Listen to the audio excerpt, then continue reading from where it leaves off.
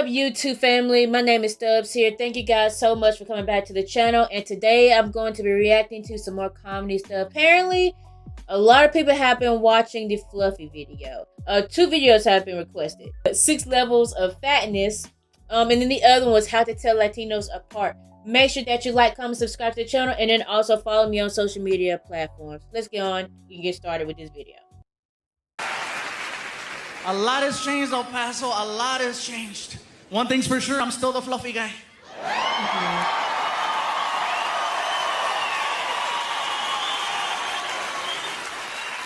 And I say fluffy because that is the politically correct term. For those of you that don't remember, I used to say that there were 5 levels of fatness. Reason why I say used to say is because now there are 6. 5 levels. I met the new one in Las Cruces. The original 5 levels are big, healthy, husky, fluffy, and damn. People ask, what could be bigger than damn? The new level's called, oh, hell no. I can only imagine. What's the difference? You're still willing to work with level 5. Example, if you're on an elevator and you're with your friend and this really big guy gets on and you and your friend look at each other and you're like, damn. But you still let the big guy ride your elevator. That's the difference. Level 6, you see walking towards your elevator. Oh, hell no.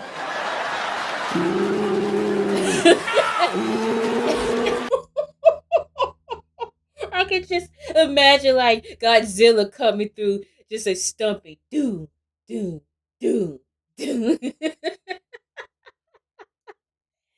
Oh god, this about to make me sound or make me look so bad, but not an all hell no situation, but like a damn situation. There's this lady that works along with me. Well, she's on the same floor. And at work, we have 6 elevators. Okay, so push a button, it should trigger like 6 elevators to, I don't know, do whatever it is, whatever. So me being me, normally when I get inside of an elevator and I hear somebody come up right behind me, I'll hold the door open and let them in. Why? Because I'm nice that way. Well, in this situation, I heard this lady around the corner, didn't see her, heavy breathing, super heavy breathing. And all I heard was just a loud rustle sound. Like, you know how somebody that's big and you could just like hear their clothing just rub against each other, and you can hear like the shuffling of pants and just the heavy footsteps. I heard that.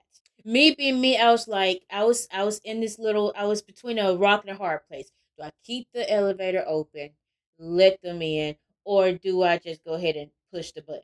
I saw, like, I think a damn situation. And yeah, I just let them doors close because I was like, yeah, you know what? It is what it is. And I hit the button. I hit the button. She saw me see her.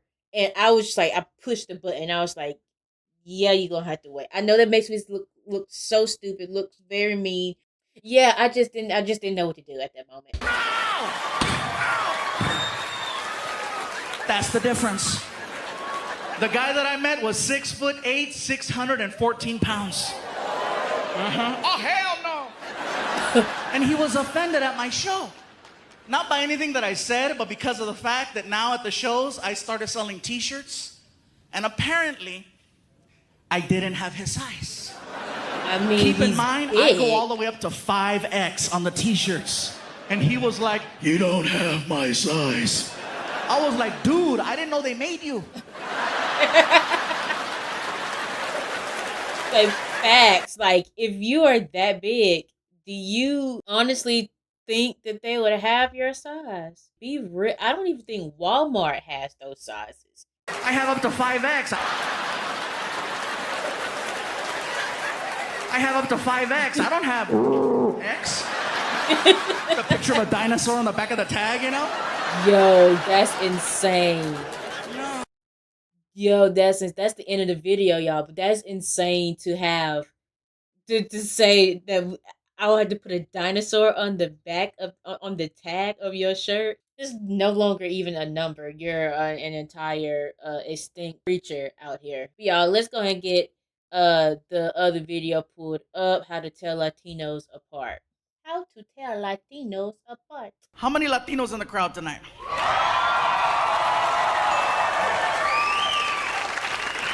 Now, notice I asked Latinos. I wasn't very specific. Because if you call a Latino the wrong one, there's an issue. You call a Mexican a Salvadorian, we get mad. You call a Puerto Rican a Dominican, they get mad. You call a Cuban anything but a Cuban, you're gonna get stabbed. I mess with them Cubans. So for everyone here and everyone at home, I have found a way to figure out who's who. It's very easy. All you have to do is listen to the way the person is speaking Spanish. You don't have to understand a single word, just listen to the flow. That'll let you know. For example, Mexicans, when we speak Spanish, we sound high. Seriously, you ask us a question, we drag it out. Hey, bro, how's it going? Pues aquí nomás, hombre. Pues tú sabes, güey. You know, Cubans, I found out Cubans, you guys speak Spanish like everything means something. It's very serious. You ask a Cuban a question, bro, where you going? Al baño, coño, carajo, why you wanna know? Just asking, dude. It's like, why is he yelling? I don't know. And I found out Puerto Ricans, you guys speak Spanish like there's a time limit. Ask a question, hey bro, what's up? Mírame bro, el otro día estaba con Hicha, me estaba platicando que chacha Benito, yo no sé lo que está pasando aquí nomás. Dame más gasolina. Just fast. Even Mexicans were like, hey, write that down. Quick. Another way is the beverage. The beverage will let you know who you're dealing with. For example, a Mexican's preferred drink of choice is tequila. Okay? Okay.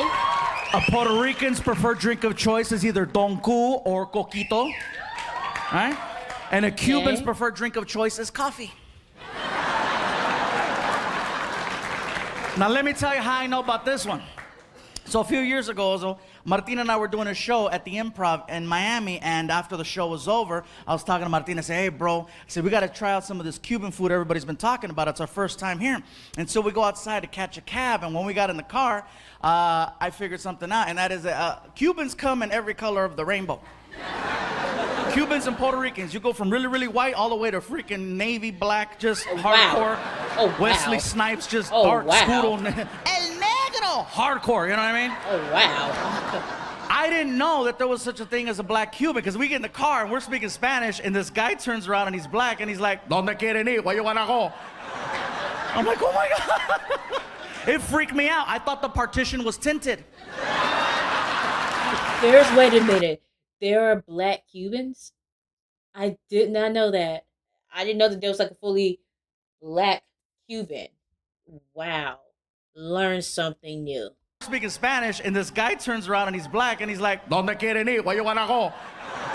I'm like, oh my God. It freaked me out. I thought the partition was tinted. I didn't know. So he's yelling at us, ¿Dónde quiere ir? I'm like, dude, why is he yelling? I said, listen, we want to go somewhere to get some authentic Cuban food. Where can we go? And then he takes us to this place called Calle Ocho, which, for everyone at home, Calle Ocho is Spanish for 8th Street, and it's an area where, you know, it's very authentic. And he takes us to this restaurant called La Carreta. Okay? Okay, seems like a popular place. So you can't miss it. There's a restaurant on the corner with a giant wagon wheel in front of it and a huge rooster. I don't know what the rooster does, but look out for him. We walk inside, and I think, what was it, Martin, like 2 or 3 o'clock in the morning when we went in? Easy 3 in the morning. Easy 3 o'clock in the morning. We sit down at this table, and we're looking at the menu. We're trying to figure it out, and there's all kinds of bananas and all kinds of weird stuff that I'm like, I didn't know that. Okay, bananas, fine. Okay, let's do this. And here comes the waiter, and the waiter's coming over, and he gets in my face, and he's like, ¿Qué tú quieres? And I'm like, I forgot. Why is he yelling? I don't know. I said, listen, bro, I'll tell you what, let me look at this menu a little bit longer. I think we need some time, right? Yeah, we were like, yeah, we need some more time. And I says, for right now, can I just get a coffee? And he's like, okay, un cafecito.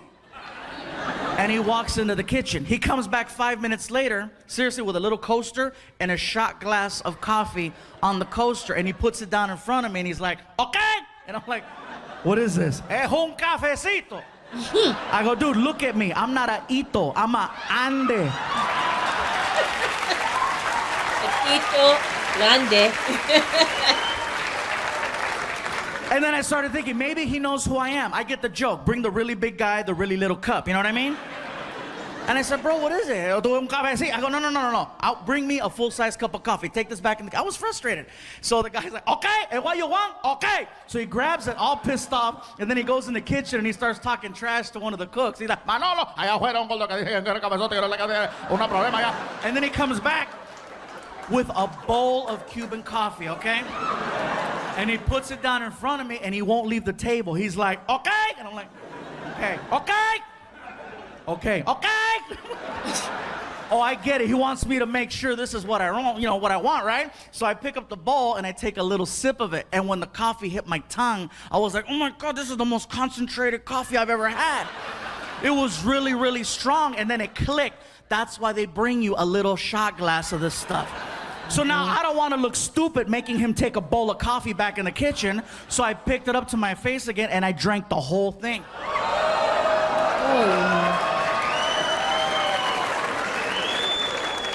Well done. I knew I messed up, bro. I knew I messed up because the waiter looked at me and he's like, vaya con Dios.